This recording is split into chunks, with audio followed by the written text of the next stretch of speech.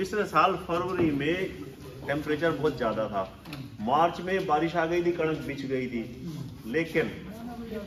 लेकिन मौसम जो है ना बाद में थोड़ा सा ठंडा रहा था। कणकें जो है ना एक हफ्ता लेट कटी थी, अप्रैल की 10-15 को जाके कटाई शुरू हुई थी, तो जाके हमारी पैदावार इतनी ज़्यादा हुई थी। ये सारा मैं डाटा आपको इसलिए दे रहा हूँ कि इस साल अल नीनो का साल चल रहा है। इस साल भी सन 2023 जो है पिछले 1 लाख साल का सबसे गर्म वर्ष डिक्लेयर हो गया है। कहाँ पर? पूरे विश्व में, हमारे इंडिया में भी। उसी का रिजल्ट है कि गेहूं में दिसंबर में बालियां निकल गई। डॉक्टर साहब ने कहा जिन्होंने अगेती बिजाई की थी उनकी बालियां निकल गई हैं। मुझे ऐसा लगता है कि 15 अक्टूबर या 20 अक्टूबर को बिजाई तो थोड़ी बहुत हुई होगी, ज्यादा बिजाई तो लगभग 24-25 अक्टूबर को शुरू हुई है। 24-25 अक्टूबर वाली गेहूं में भी बालियां निकल रही हैं। सब जो है क्लाइमेट चेंज के कारण हो रहा है। तो मैं आपको बता रहा हूं कि भाई ये डर इसलिए है कि ये साल भी बहुत ज्यादा गर्म होने जा रहा है।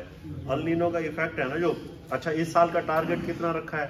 इस साल का टारगेट गेहूं का पैदावार का टारगेट रख दिया 114 मिलियन टन। पिछले साल हुआ था 110, उससे पिछले साल हुआ था 107। टारगेट तो रख दिया 114।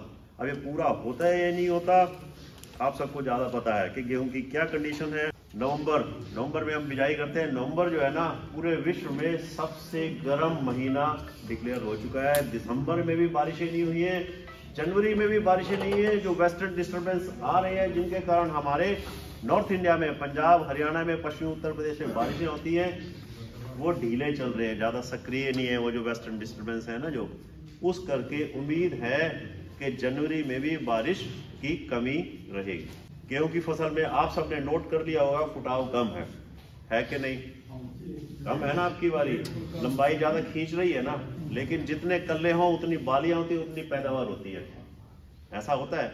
लेकिन मैं आज आपको कुछ टिप्स भी ऐसे दूंगा, अगर कल्ले कम है, फुटाव कम है, तो भी पैदावार पूरी कैसे ले सकते हैं, इस गर्मी के प्रभाव से कैसे हम लड़ सकते हैं। इन परिस्थितियों के बीच FCI के जो मैनेजिंग डायरेक्टर हैं, हमारे साइंटिस्ट हैं, DWR के साइंटिस्ट ने कहा है जी 60% ऐसी वैरायटियां लगाई हैं अब की बारी फार्मर्स ने जो गर्मी को सहन कर सकती। जो नई वैरायटीज आई हैं उनके अंदर खास बात यह है गर्मी को सहन कर सकती। साइंटिस्ट को भी पहले पता था, उन्होंने इस तरह की रिसर्च खोज कर चुके हैं और ऐसी वैरायटीज हमें दे चुके हैं। हाइट जरूर ज्यादा है, लंबाई जरूर ज्यादा है। लंबाई को कम करने के लिए जैसे डॉक्टर बता रहे थे, लियोसिन 200 ml और 100 ml टैबुकोनाजोल ये आप स्प्रे करो, उसकी हाइट थोड़ी सी कम हो जाएगी। 2 स्प्रे करो, एक 55 दिन के ऊपर, एक 80-85 दिन के ऊपर। 55 दिन तो लगभग निकल गए हैं, लेकिन अब जो जिन्होंने नई वैरायटीज लगा रखी है जिनकी हाइट ज्यादा है, वो कृपा करके उनकी हाइट कम करने का प्रोविजन जरूर करें, ठीक है। अच्छा, लियोसिन ऐसा केमिकल है, क्लोरम क्वाड क्लोराइड कहते हैं, CCC कहते हैं इसको। 0.2% की रिकमेंडेशन है। आपने 200 ml लियोसिन करना है। साथ में आप बालियां निकलने से पहले 052 NPK भी मिला सकते हैं इसके साथ, कोई दिक्कत नहीं है, मिला सकते हैं, घोल अलग बना लें। बालियां निकलने के बाद आपको 0050 जो सिर्फ पोटाश का, वो एक ट्रांसपोर्टर का काम करता है, जो पत्तों में भोजन बनाए वो बालियों में कन्वर्ट रहेगा, दाने मोटे देंगे।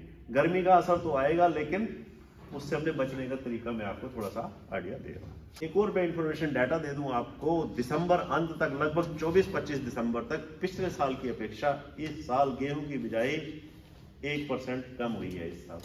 लेकिन वो कहते हैं कि अगर परमात्मा ने चाहा, करता तो देखो सारा गॉड ऑलमाइटी है, पिछले साल हमें बचा लिया। इस साल अगर परमात्मा ने चाहा, आगे मौसम ठीक रहा, जनवरी में अब मौसम ठीक चल रहा है, तो हम 114 मिलियन टन गेहूं की पैदावार का टारगेट अचीव कर लेंगे। इस साल मिनिमम सपोर्ट प्राइस का जो रेट जो है वो 150 रुपये प्रति क्विंटल बढ़ा दिया गया है। इस साल ये 7% है, इलेक्शन का ईयर है, रेट अच्छा दिया गया है। गवर्नमेंट उम्मीद कर रही है कि फार्मर जो है ना, मिनिमम सपोर्ट प्राइस अच्छा है तो गवर्नमेंट को गेहूं देंगे, वो अपना टारगेट कवर अप कर लेंगे। एक डर ये है, डर क्या है, ये निश्चित है, ये पक्का है, अल नीनो का इफेक्ट अप्रैल 2024 तक रहेगा।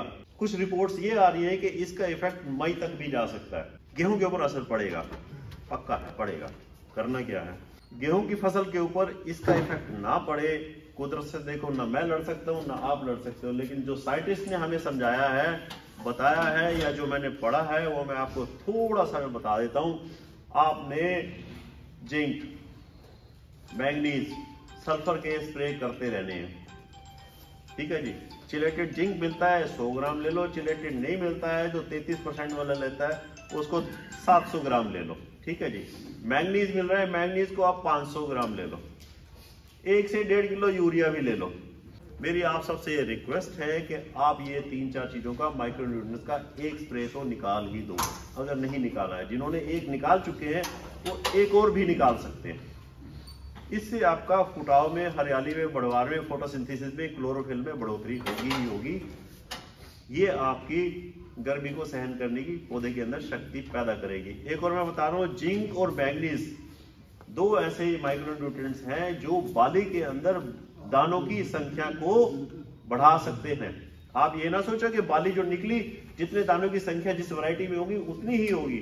आप उसकी संख्या, ये आपके हाथ में भी है, आप बाली के अंदर दानों की संख्या को बढ़ा सकते हो। उसके लिए एक तत्व और है, वो है फास्फोरस।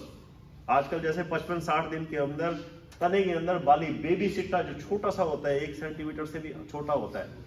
तो आप मेरी वीडियो देखोगे, आज मैंने जो वीडियो डाली है मेरी खेती सच्ची खेती में, उसमें मैंने बाली छोटी बड़ी सब डायसेक्शन करके सब दिखाया। तो आपने जो है ना उस समय 05234 फास्फोरस का स्प्रे भी करना है।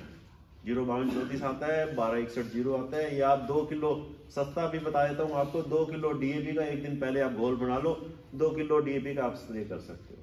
तो उससे बाली की संख्या, दानों की संख्या बढ़ सकती है। 2 तत्व और बता रहा हूँ, जिंक और मैंगनीज, ये रिपोर्ट्स हैं, इससे भी बाली के अंदर दानों की संख्या बढ़ती है। अगर आप 100 लीटर पानी ले रहे हो तो 1 किलो ले लो। ये बात जो है ना 05234 पर भी निर्भर करेगी और 0050 पर भी। 100 लीटर पानी में आपने 1 किलो डालना है। अगर 1.5 किलो डालने की इच्छा है तो आपको पानी की मात्रा 150 लीटर करनी पड़ेगी। 1% का घोल हम स्प्रे कर सकते हैं।